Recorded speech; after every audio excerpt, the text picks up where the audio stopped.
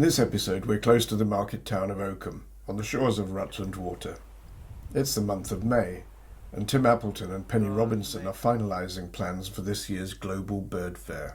They've agreed to give us their inside story. I started by asking how they chose the theme for the year. BirdLife International come to us with anything up to 8 or possibly occasionally 9 or 10 different projects around the world that they see as their priority. And then I will go through them very carefully, thinking we'll think about how much we're going to earn, actually give away. There's no point. Some of the projects, one of the ones, to give you an example, last year they wanted us to do was support the Indian bustard. Now it's down to about 120 birds globally, and in order to do that, it's a massive multi-million pound project to do it. We'd be insignificant. It would not make an iota of a difference. So that's an issue, and also I think something that is actually, dare I say, quite sexy. People love, like albatrosses and stuff like that, and the vultures last year, and so that's an issue, and also one that we think can be achieved, of course, which is even more important. So then I'll go through them very carefully, probably pick out 3 sort of top ones, because basically what they initially send you is probably a page or page and a half of information. So I'll then ask for budgets and things like that, and then that's it basically. I will then go, oh, that's the one. And it was, it's ideal, isn't it? Penny and I obviously discussed it, of course we did. Well, I have 2 big reasons for pushing that on. Yeah. I'm very careful. You've got key people on the ground who are actually doing something. All the programmes, BirdLife now put the value of what we've raised is about 42 million globally. That's the first project ever in the world about albatrosses, which we did in the year 2000. And they were really, really in serious decline at that point. Now there's still problems, but it's getting better. But then there's this one, this is this year's project, this is the Antipodean albatross, which is found in that sort of Vanuatu, Fiji, South Polynesia, French Polynesia area, and just needs help. And it's so easy because, at the end of the day, to help, because the fishermen are responsible for their decline because they use these massive long lines. People have no concept of a 100-kilometre line out the back of a boat. 100, where's that? 100 kilometres? That's probably a lot more than you come today. Just each one has a hook. I don't know how far apart they are. And of course, every bait, they want to catch a tuna or whatever, but every bait that's taken by an albatross is one less fish. So they don't want that. So there are ways of, there's this thing called hook pod, where the bait literally just goes straight out and then out and much deeper. Then there's what they call torry lines, which basically is a line that goes out to the point where it sinks into the, starts sinking into the sea beyond the depth of the albatrosses, and that's just sort of flashing, tinsel or whatever it is, cottons or whatever colourful stuff that just puts the albatross, and not just albatross, other seabirds. So hence Penny coming up with the SOS, which is sort of safeguarding ocean species. When you were mentioning about projects, which projects have worked well, I think that photograph which we had on Facebook, so that was just over a week ago. That was last Sunday. So this lady in purple is the Minister of the Environment, Her Excellency Dr. Yasmin Faoud, in Egypt. So we're invited to meet her at the new administrative capital.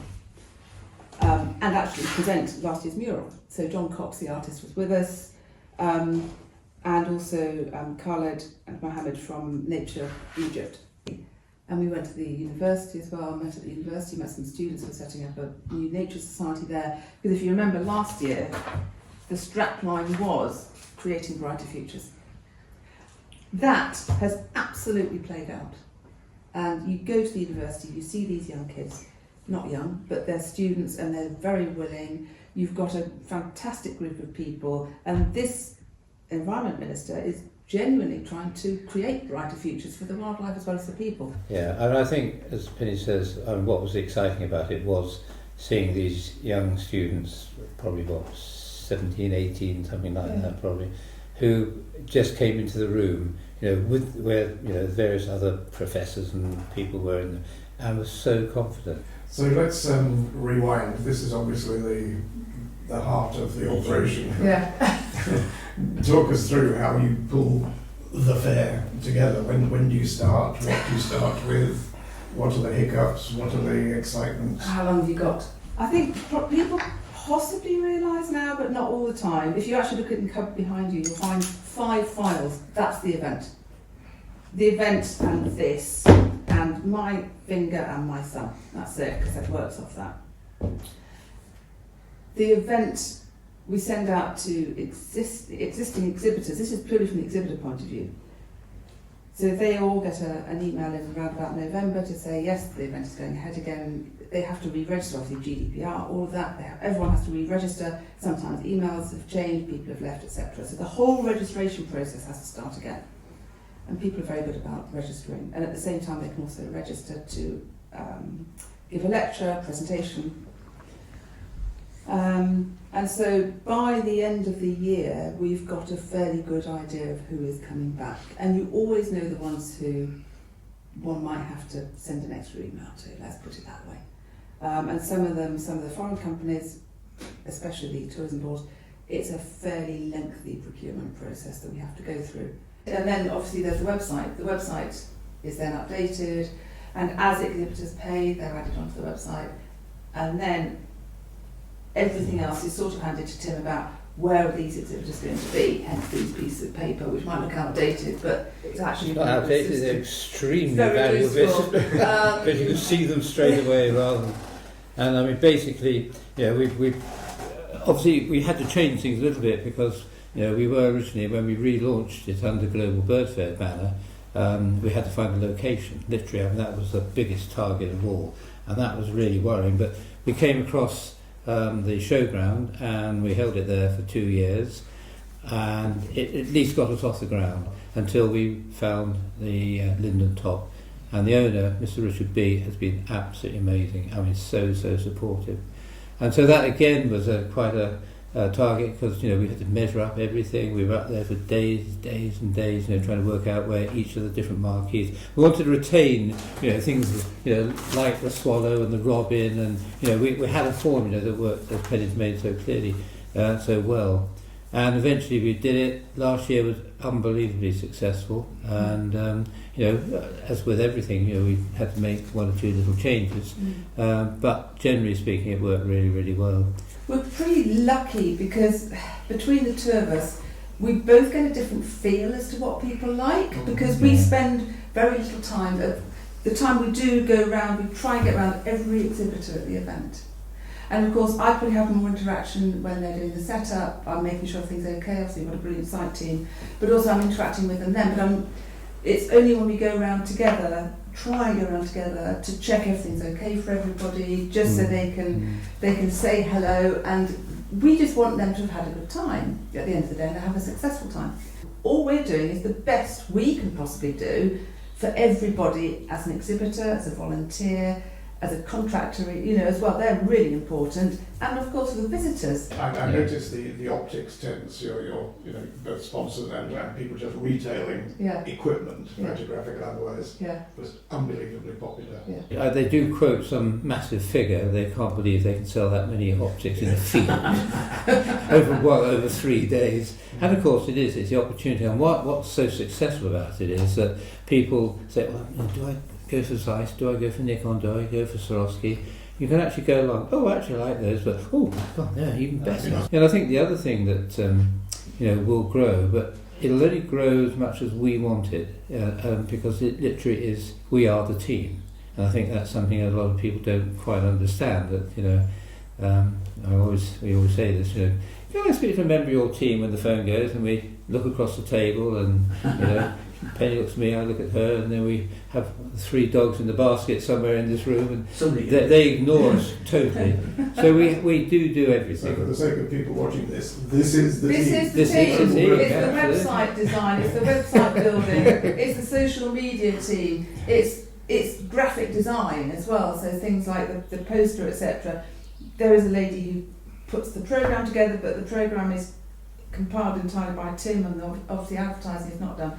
But any form of design about this that goes out is done here. Yeah, Everything is yeah, done here. yeah. Down to, obviously showers, toilets. The showers come straight up from Silverstone, for example, so those are all in for the glampers and the campers.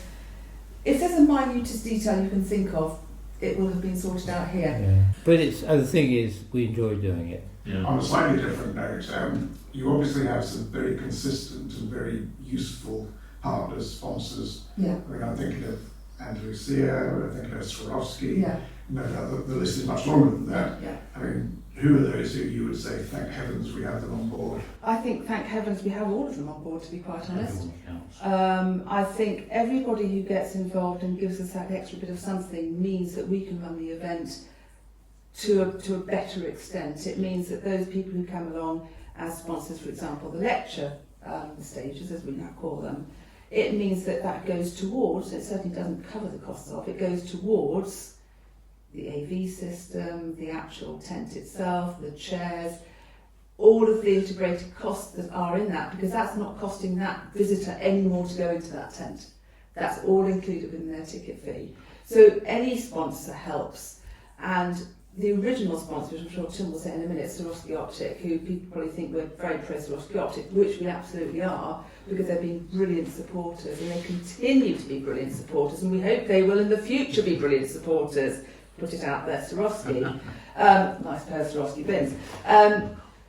Bought by us, actually, not given. I get given I have to work for mine. And they do quite well out of us, obviously, with the website. We've got the sponsor spotlight, which I try and run for everybody. But I think they're also your friends. I mean, those we spoke to were just humbly delighted to be part of the BirdFair. Indeed, yeah. And that global friendship, particularly with Swarovski, actually goes way back, literally to 1989, because when we had this idea of doing a festival or fair, whatever it was going to be, the only company that really sort of looked and said, this could work, I'll give you £2,000, way back in it, and that £2,000 set the whole thing off. Yes, sorry.